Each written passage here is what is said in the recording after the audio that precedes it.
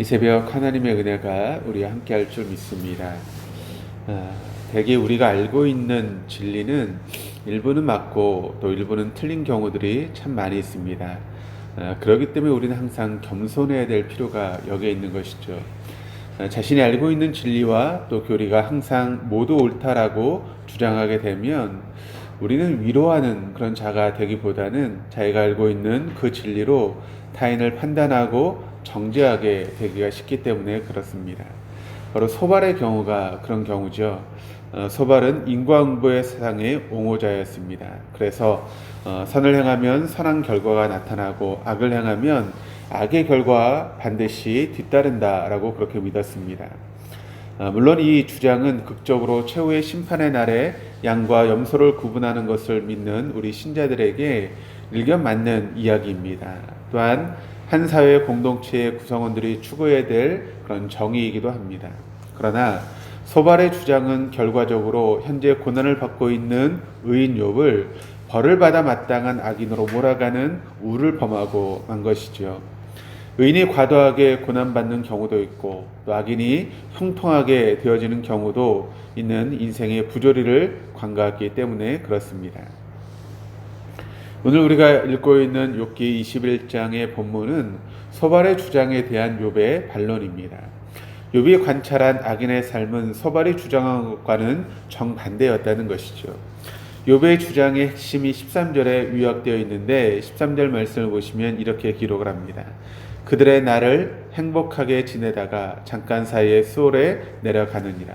다시 말하면 악인의 인생을 행복하게 살다가 죽을 때에도 아무런 고통 없이 편안하게 축복 속에서 죽는다라고 하는 그런 이야기입니다. 욥의 주장에 의하면 악한 자들은 무병장수하고 자손이 번성하며 생업이 확장되고 집에 웃음꽃이 끊이지 않습니다. 게다가 하나님의 도움의 손길을 내밀지 않고 기도도 하지 않으면서 자신의 성취와 행복이 자신의 손으로 이룬 것이라고 자랑까지 합니다. 그러니까 혼자 힘으로 행복한데 무엇 때문에 하나님의 도우심을 구하고 하나님을 찾겠느냐. 그러면서 창조주를 무시할 수밖에 없는 것이 바로 이런 악인의 모습이다라고 하는 것을 바로 욥이 이야기하고 있는 것이죠. 그런 사람은 교만하기가 하늘을 찌를 기세인데도 악인들의 심판은 소발의 분노에 찬 주장처럼 공평하게 이루어지지 않았다는 것입니다.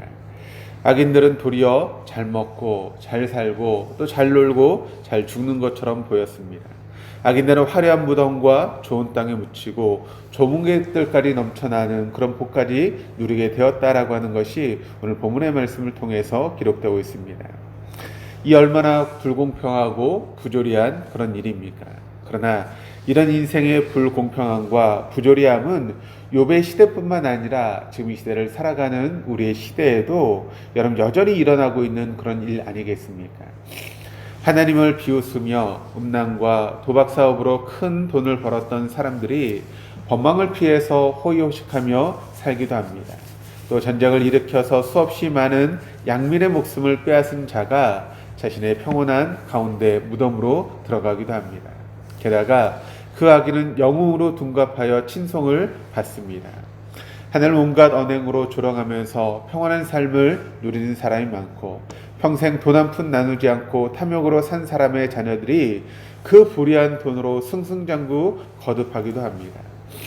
반면에 좀 더 선하게, 좀 더 말씀대로, 좀 더 정직하게 살려는 그리스도인들 중에는 여전히 실패를 반복하거나 또 큰 병에 걸리거나 갑작스러운 죽음을 맞는 경우도 있습니다.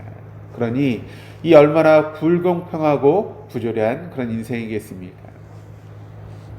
이런 억울하고 불공평한 일을 당한 사람들은 욥이 6절에서 한 탄식, 내가 기억하기만 하여도 불안하고 두려움이 내 몸을 잡는구나 라고 하는 그런 탄식에 대해서 아마 공감할 수밖에 없을 것입니다. 생각만 해도 몸서리가 쳐진 욥이 하나님께 원망하고 조급해하는 것도 충분히 이해가는 그런 모습으로 비춰지고 있을 것입니다. 불공평하고 부조리한 세상에서 이유를 알 수 없는 과도한 고통과 고난에 직면한 성도들은 과연 어떻게 욥의 인내를 우리가 배울 수 있는 것일까요? 욥의 아내처럼 하나님을 저주하거나 탓하지 않으면서 하나님은 선한 분도 아니고 능력 있는 분도 아니라는 시험에 빠지지 않는 그런 비결이 여러분 무엇이겠습니까? 시편 73편을 쓴 시인도 욕과 유사한 상황에 빠져 있었습니다. 시편 73편 2절 3절 말씀이 이렇게 기록을 하고 있는데 한번 들어보시기를 바랍니다. 나는 거의 넘어질 뻔하였고 나의 걸음이 미끄러질 뻔하였으니 이는 내가 악인의 형통을 보고 오만한 자를 질투하였음이로다. 자, 시인은 자신의 고통스러운 처지가 있는데 악인은 번영하고 형통할 뿐만 아니라 고난도 재앙도 없는 것을 보니 질투가 나서 실족할 뻔했다라고 그렇게 탄식하고 있습니다.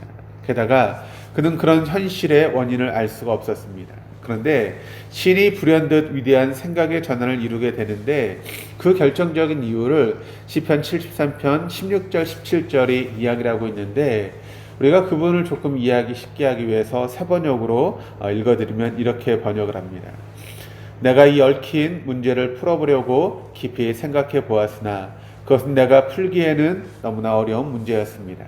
그러나 마침내 하나님의 성소에 들어가서야 악한 자들의 종말이 어떻게 되려는 것을 깨닫게 되었습니다. 그러니까 시인은 하나님의 성소에 들어가서야 비로소 그 불공평하고 부조리함을 깨닫게 되었다라고 이야기를 합니다. 성소는 여러분 어떤 곳입니까? 바로 하나님의 임재가 있는 그런 곳입니다. 그러니까 성소에 들어갔다라고 하는 것은 그분의 임재 안으로 들어갔다라고 하는 그런 이야기가 되는 것이죠. 그렇다면 오늘 우리에게 성소는 어디입니까? 우리는 어떻게 성소에 들어갈 수 있겠습니까? 영원한 제사장이자 동시에 영원한 희생제물이었던 예수님께서 십자가에 달려 죽으심으로 그것을 기념하고 또 의지하고 바라보는 곳이 곧 성소인 줄 믿습니다. 생각해 보시길 바랍니다. 여러분, 십자가만큼 부조리하고 불공평한 장소가 어디 있겠습니까? 골고다만큼 불공평한 곳이 어디 있겠습니까? 죄가 없으신 예수님께서 인류 역사상 가장 불의한 사법재판 때문에 사형 선고를 받고 십자가를 지셨던 곳이 바로 예수님의 모습이었습니다. 그 십자가 상에서 제자들은 배반하고 빌라도는 권력의 눈치를 보고 제사장들은 자신들의 성전 사업에 손해를 끼친 예수님에 대한 질투에 눈이 멀었고 바리새인들은 자신들의 교리와 다르다고 모함하고 어리석은 백성들은 관람의 궁중으로 돌변했습니다. 악인이 식결하여 의인을 죽인 십자가, 이처럼 불공평하고 부조리한 사건이 어디 있겠습니까? 성자 예수님은 나무에 매달리고 성부 하나님은 무력하게 슬퍼하며 침묵하신 십자가, 이보다 더 불공평하고 부조리한 곳이 어디에 있겠습니까? 바로 성소란 불공평함과 부조리함의 중심을 온몸으로 뚫고 통과하신 성자 예수님의 희생과 성부 하나님의 슬픔과 성령 하나님의 위로가 가득한 곳이 바로 성소 아니겠습니까? 또한 모든 불공평함과 부조리함을 극복한 부활의 영이 가득 임재한 곳이 바로 성소인 줄 믿습니다. 그러므로 우리가 악인의 형통을 보고 시험에 들었거나 이해할 수 없는 고난으로 하나님 원망스럽다면 세상에 가장 불공평했던 십자가를 우리가 바라봐야 될 줄 믿습니다. 또 십자가에서 죽으시고 부활하신 그 예수를 생각하고 그 십자가와 부활의 피난처 삼아 하나님께 가까이 다가갈 수 있는 저와 여러분이 되어야 될 줄 믿습니다. 그 성소에서 그분께 억울함을 토로하고 마음을 쏟아내면 그분의 임재 안에서 또 의인의 고난과 악인의 형통은 비로소 깨달아지게 되고 마침내 그분의 임재 안에서 모든 어그러진 것들이 바로잡히게 되는 날들이 반드시 우리의 삶 가운데 오게 될 줄 믿게 될 것입니다. 그러므로 오늘 우리가 억울한 일을 당하는 것 같고 또 여러 가지 문제가 우리의 삶 가운데 있지만 가장 불공평한 그 장소에서 우리를 위해서 십자가를 지신 그 주님을 바라봄으로 모든 어려움을 이겨낼 수 있는 저 여러분이 될 수 있기를 주님의 이름으로 축원합니다. 기도하시겠습니다. 하나님 아버지, 삶의 불공평함 때문에 마음의 평온함을 잃고 믿음이 흔들리기도 합니다. 고통과 고난은 끝이 없고 인내가 바닥나고 하나님을 향해서 원망하고 싶은 마음이 들기도 합니다.